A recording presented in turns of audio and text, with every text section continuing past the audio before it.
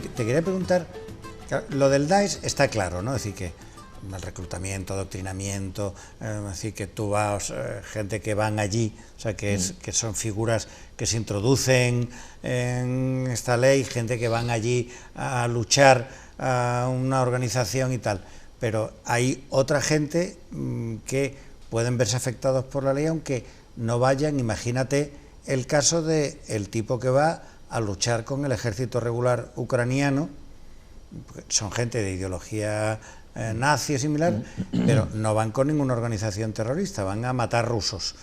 O a la inversa, los que están con las repúblicas secesionistas y van a matar ucranianos porque son comunistas y tal. ¿Es de aplicación esta ley? Es complejo y habrá que analizar caso porque por no caso. son organizaciones terroristas. Claro, la cuestión es el tratamiento que tengan, porque aquí toda la inspiración es esa finalidad. El concepto de terrorismo es la finalidad de subvertir. ¿Quieren subvertir el orden constitucional de un determinado país? Y ahí es lo que habrá que ver. Pues hasta lo del Daesh, Juan Carlos, tampoco... O sea, ¿el Daesh quiere subvertir el orden constitucional español?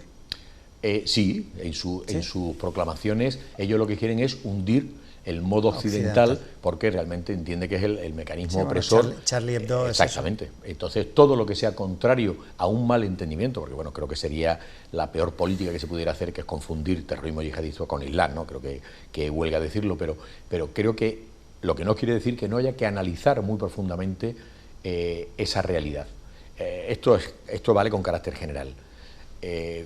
No hay capacidad de superar, ningún país tiene la capacidad de superar una realidad criminal si no estudia los fenómenos que la causan, las personas que se ven inmersas en ellos y no establece mecanismos para intentar recuperar al cuerpo social a esos transgresores. Eso es el ABC.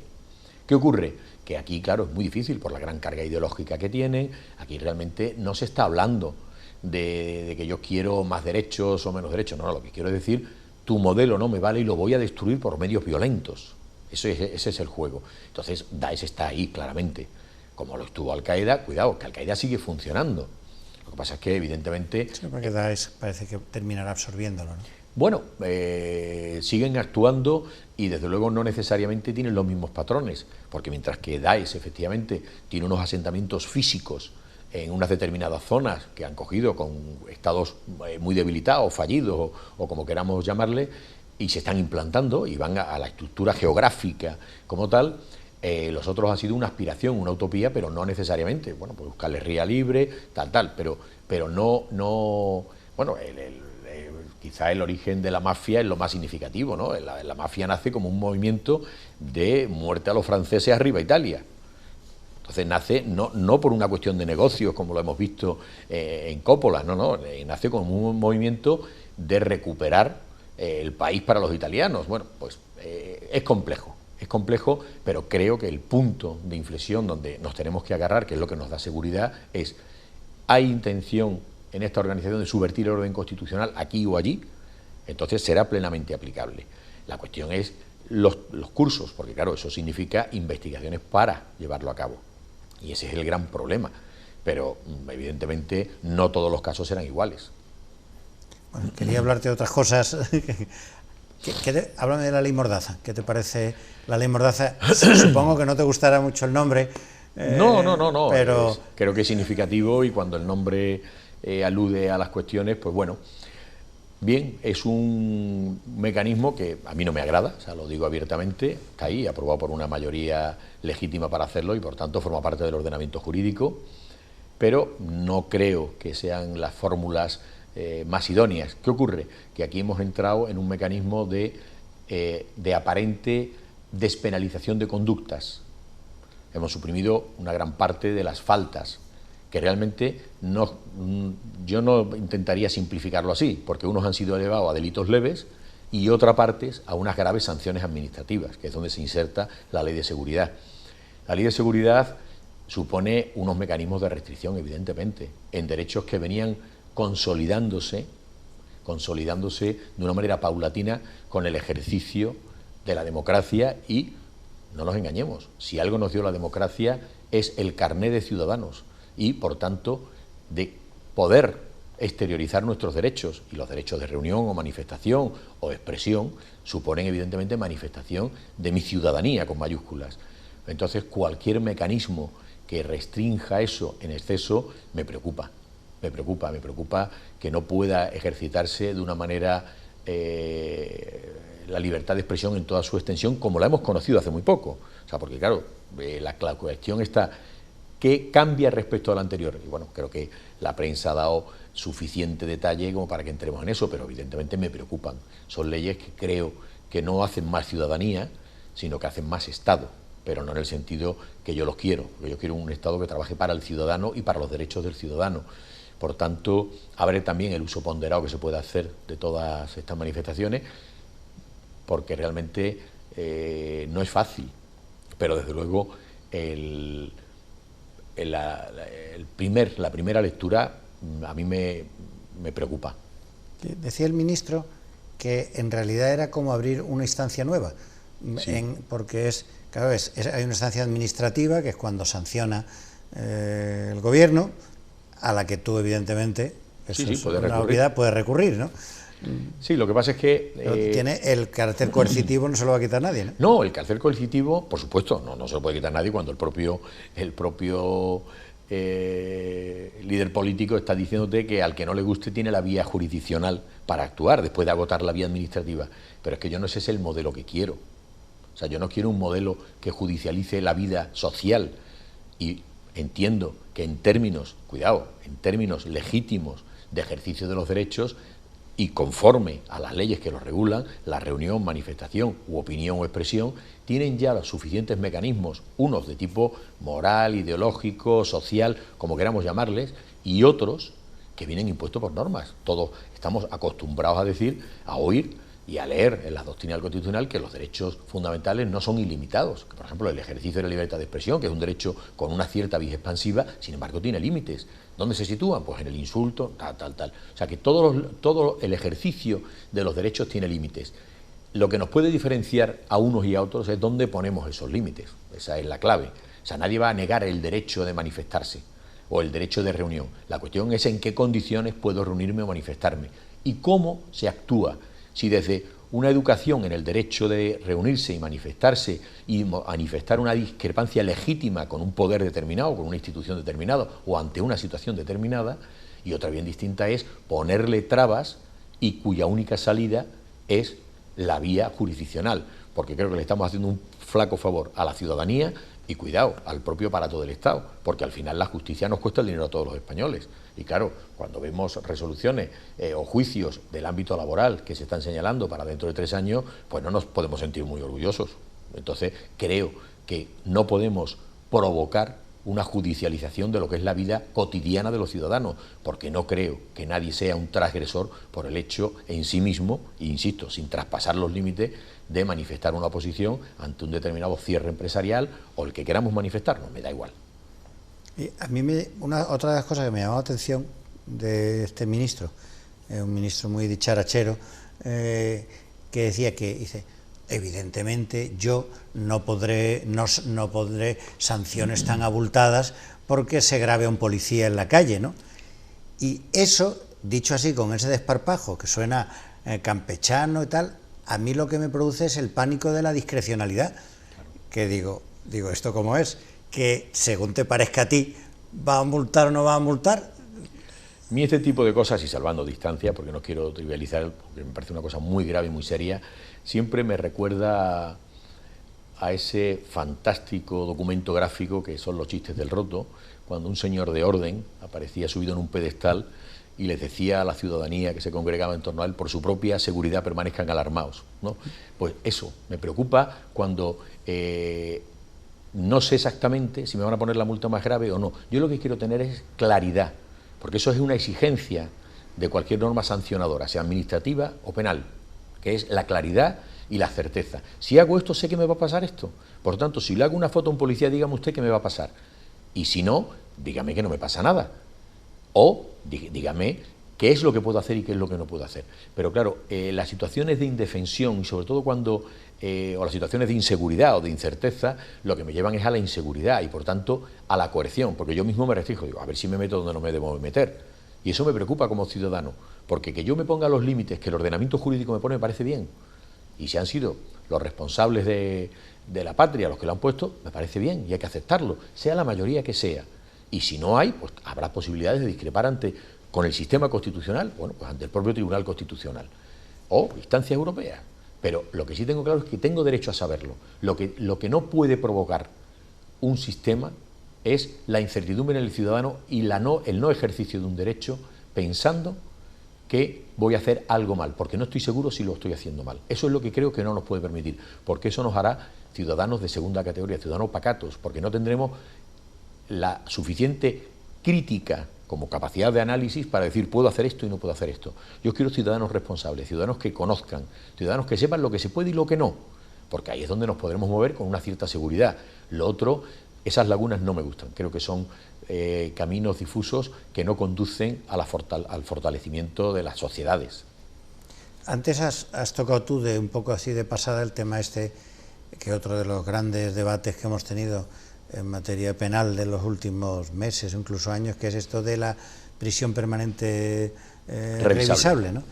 Que yo como ciudadano y lego absolutamente en la materia, me parece una contradictio in terminis, ¿no? Es decir, si es una cosa permanente no será revisable. Pero bueno, es decir, y luego también yo, ya digo sin saber nada, igual esto es fantástico, pero que a mí me resulta un circunloquio, para no llamarle a esto cadena perpetua. Una sensación que yo tengo, dicho todo esto por un profano, ¿no? No, creo que respondes a una realidad y a un análisis profundo de lo que es, y no tanto las palabras. De hecho, el Tribunal Europeo, por empezar por aquí, se ha pronunciado y no necesariamente ha declarado contrario al Convenio Europeo todas las prisiones permanentes revisables. ¿Dónde pone el acento? En la revisabilidad. Por eso a mí cuando me dicen ¿qué te parece esta pena? Digo, no me gusta nada, lo digo sin ningún tipo de fisuras. ¿Crees que es inconstitucional?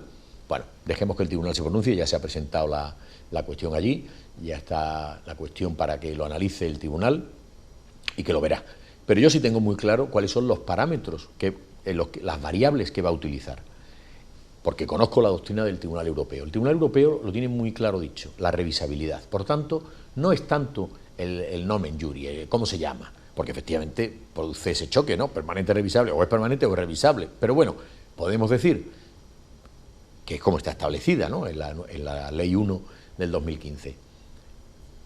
Se declara en esos términos amplísimos, pero hay un momento en que hay unos informes donde dicen, oiga, este recluso que está cumpliendo condena de esta categoría y de esta naturaleza, pues creemos que, bueno, ha entrado en una línea de resocialización por buen comportamiento, todo lo que hacen hoy las juntas de tratamiento de las prisiones, ¿no? Donde está el experto social, el laboral, el jurista, el médico, etcétera. Y se analiza y en un momento dado pueden decir, vale, pues esa pena hoy se le conmuta, puede salir y pues podemos establecer un mecanismo, yo que sé, de cualquiera del catálogo que viene en el Código Penal. Pero claro, eso, como dice el Tribunal Europeo, hay que enmarcarlo en el modo y maneras de cumplimiento de las condenas, porque esa es la verdadera quid de la cuestión. Una cuestión muy técnica, pero voy a intentar explicarlo con palabras sencillas para que todo el mundo lo entienda. Uno dice, me han puesto 2 años de cárcel. 2 años de prisión, no de cárcel, de prisión. 2 años de prisión. Y ahora digo, vamos a ver, ¿cómo se puede cumplir? Bueno, pues 2 años de prisión, si no tienes antecedentes, incluso se puede suspender. ¿Eso quiere decir que no la está cumpliendo? No, quiere decir que se te ha conmutado o se te ha suspendido, que es la palabra técnica, y durante X años, 3 a 5, si no haces nada, se te borra. ¿Has cumplido tu condena si pasan esos 3 años o 5 que no has ido a la cárcel? Sí. Lo has cumplido de una manera muy laxa, muy cómoda. Ahora, si yo ahora me dicen, no, son 2 años de prisión en cárcel, y ahora llego, 1er grado, no puedo acceder al segundo hasta que he cumplido la mitad de la pena. Si hay unos delitos especiales, no puedo entrar en esta calificación de 3er grado hasta X años que haya cumplido de la pena. Cuidado, que nuestro Código Penal antiguo contempla penas ya de 40 años de cumplimiento. Condenas de 40 años de cumplimiento. Creo que ya está bien. ¿Por qué? ¿Por qué digo todo esto? Porque la pena de prisión permanente revisable incide en un Código Penal durísimo. Y lo digo sin reservas, lo he dicho en demasiado foro para andar cortándome ahora. Es un sistema que se ha denominado de cumplimiento íntegro y efectivo de las condenas, pese a lo que dice el imaginario colectivo, que entran y salen a los 2 días. No es verdad. El régimen carcelario en España es muy duro en cuanto a sus maneras y formas de cumplimiento. Y si no, apelo a las fotos que tenemos todos en la cabeza de ver a ciertos famosos cómo están cumpliendo y se han visto cubiertos gran parte de sus condenas sin casi tener un permiso de salida. Eso es un cumplimiento muy duro. Por ejemplo, cuando hablamos de prisión permanente revisable en Francia, es una sentencia, un caso real de hace muy poco, 2 o 3 meses, da igual, un violador múltiple, y le impone el tribunal la condena de la que estamos hablando. Y dice el propio comunicador, nos dicen los servicios jurídicos que por lo menos 15 años se va a pasar. Eso ahora mismo con nuestro modelo es impensable. Un asesinato múltiple, una violación múltiple, le puedo asegurar a la gente que no estamos hablando de 15 años, sino de seguramente el doble, muchísimos más. Entonces, claro, ¿cómo va a ser lo mismo la incidencia de la revisabilidad con un régimen de cumplimiento durísimo que con un régimen más laxo? Entonces, bueno, algunos entendemos que era absolutamente innecesaria la incardinación de esta pena, al margen de su constitucionalidad o no, ya se pronunciará el tribunal. Pero, bueno, no lo estoy diciendo yo como un simple estudioso del derecho penal. 33 catedráticos de 50 universidades españolas, de las 50 universidades españolas, se han pronunciado en contra de una manera brutal de esta reforma y muy específicamente sobre esto. Y bueno, el partido que ha propiciado esta reforma se ha encontrado solo en toda la aprobación del arco parlamentario y ya digo, con una respuesta ante el Tribunal Constitucional. Bueno, se pronunciará el tribunal, pero sí creo que es necesario decir que ya el sistema es lo suficientemente duro como para cuidado, cuando además en la ley anterior, en la reforma importante anterior, que es la 5 del 2010, ahí se introdujo lo que era la libertad vigilada. Para los delitos más execrables, se entendió que en sentencia se podía poner, además de la condena, cuando estuviera a punto de salir a la calle, una serie de medidas de seguridad a los efectos de preservar, cuando se cotejara, que la peligrosidad del sujeto seguía bastante intacta. Pero la certeza en el derecho a mi pena es también un derecho. Yo tengo derecho a saber cuánto tiempo voy a estar en la cárcel, en unas determinadas condiciones. Y claro, con estos mecanismos de la revisabilidad tan etéreos, realmente no se va a saber. Y al final, la sensación que yo tengo, Juan Carlos, es que como que se legisla un poco mediatizado por la televisión, por el impacto, es decir, que el Partido Popular, que es quien promueve esta revisión del Código Penal, lo hace después de haberse comprometido con el padre de Marta del Castillo, etcétera. Entonces, si hay un crimen o dos, y que España es un país con unas estadísticas de criminalidad muy bajas, pero de repente pasa lo de Marta del Castillo y la gente termina teniendo la sensación de que en todos los ríos de España están un grupo de angangos tirando chavalas o asesinando en todos los botellones, ¿no? Entonces, tengo la sensación de que todo esto viene muy mediatizado por los medios de comunicación, ¿no? Sin duda, y creo que hemos tenido ocasión de departir sobre este particular en más de una ocasión. Creo, y no quiero ser sospechoso de nada, que es una tendencia de la política actual. Al margen de los colores, uno los pueden agudizar más o no, y efectivamente los casos que tú has expuesto son clarísimos. Pero es algo que también está bastante estudiado y que a mí me ha preocupado en bastantes estudios, que es lo que yo denomino la legislación de la emoción. La legislación ultra rápida, una legislación que se hace al socaire de determinados acontecimientos públicos que conmocionan a la ciudadanía y que rápidamente la clase política tiene la obligación de mandar un mensaje de tranquilidad. Recuerdo hace unos años que saqué un artículo que era el fácil recurso a las reformas penales, porque realmente mandamos un mensaje de tranquilidad, diciendo ya se ha solucionado el problema, hemos incrementado las penas. No. Todo lo que no sea incidir en la realidad criminal, en la búsqueda de sus autores y las causas y el intento de recuperar, será dejar la criminalidad en su forma más viva. Eso no nos podemos engañar. El papel de los medios, sí, sin duda, muchas veces reflejan no la opinión pública, sino una opinión publicada, es lo que son, y reflejan a un colectivo que está determinando una situación de máximo desgarro, porque los acontecimientos vividos en su seno familiar o en el barrio o en las cercanías son tremendos, y cualquiera de los casos que tú has citado evidentemente conmocionan al ser humano. Ahora, esto no es nuevo. Yo cito en muchos sitios una frase que a mí me impactó muchísimo de unos escritos de 1791, cuando se estaba codificando el Código Penal francés. Un señor que se llamaba Duport, y decía Duport que, cuidado, y era un mensaje a la clase política que vale actualmente, las leyes que llevan la felicidad a los pueblos son fruto de la meditación y el cálculo. Por tanto, si no hay meditación y cálculo, y no me estoy refiriendo a la electoral, las leyes generalmente saldrán defectuosas. ¿Por qué? Pues porque algunas veces, muy bien, merece la pena, porque los códigos penales, como el ordenamiento jurídico, son estructuras como el firmamento, muy equilibradas. Entonces, ahí juega la proporcionalidad. Entonces, un delito más grave lleva una sanción más grave, un delito menos grave lleva una sanción menos grave. Cuando algunas veces hiperbolamos un determinado crimen con una sanción que en principio era superior a la que le correspondía en el sistema de parámetros que nos hemos marcado, rompemos el esquema interior. Y esto no es teoría. Yo me acuerdo cuando yo analizo la tesis doctoral, estudio la legislación antiterrorista y veo que prácticamente puede producir efectos criminógenos, porque la colaboración estaba tan equiparada a la integración que daba casi lo mismo en resultado de pena estar integrado que estar colaborando. Entonces, claro, cuidado, no nos pasemos de rosca, porque al final lo que estamos haciendo es fomentar unos delitos que queremos erradicar.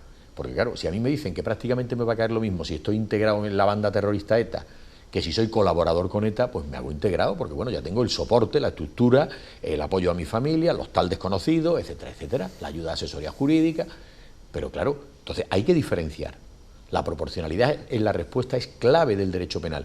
Bueno, el Tribunal Constitucional, justamente analizando la sentencia de la mesa de HB, hizo su papel de constitucional en negativo, de legislador en negativo, y expresó que se había roto la proporcionalidad en el establecimiento de pena del delito de colaboración, y el legislador, ya el positivo, tuvo que legislar nuevamente y adecuar los parámetros que había marcado el Tribunal Constitucional.